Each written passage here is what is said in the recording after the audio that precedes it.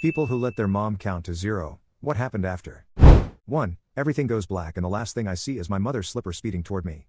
2. Bold of you to assume that they are alive to tell their story. 3. She started counting to negative numbers. 4. She slapped the soul out of my body and it ricocheted back in me.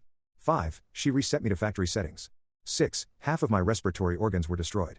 7. I had my sister's Hello Kitty belt imprint left on my butt. 8. I woke up in the back of a wagon heading to Skyrim. 9. My mother would count after I was already whooped to give me time to stop crying or I'll be whooped again. 10. Once, my mom meant to throw her chancleta at me, accidentally picked up the TV remote next to it, and lobbed it, with perfect aim, right at my nose. That was the day I learned never to test her aim. 11. A favorite story in my husband's family: when he was about 4 or 5 years old, his mother got to zero. She broke the wooden spoon over his ass and this kid stone cold turns to her and goes, "That didn't hurt, but I'll choose to behave." And that about sums up everything you need to know about him. 12. She actually kicked me out of the car and made me walk home. It was late, 10 p.m. or so, and dark, but I knew where I was. I started walking down the road and then there was a follow-up countdown to get me back in the car immediately. 13. My dad pulled me out of the house once to lecture, yell at me. I only had socks on and it was winter. He kicked me out of the car about a mile away from the house. He then felt bad about making me walk in the snow and ice in my socks and told me to get back in the car. I refused to give him the satisfaction and walked home.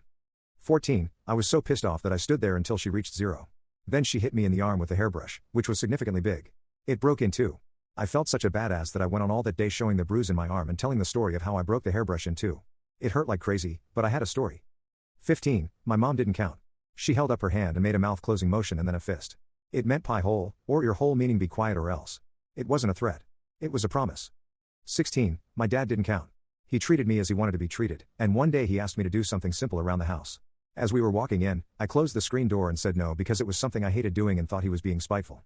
He wheeled on me and hit me in the mouth so hard I stumbled back through the screen door. I wasn't a small teen either. I played football as a D tackle, and asked me in a calm voice if I was ready to try that answer again. 17. She's currently on 1/112,589,990,684,264. I'll let you know if she ever gets there.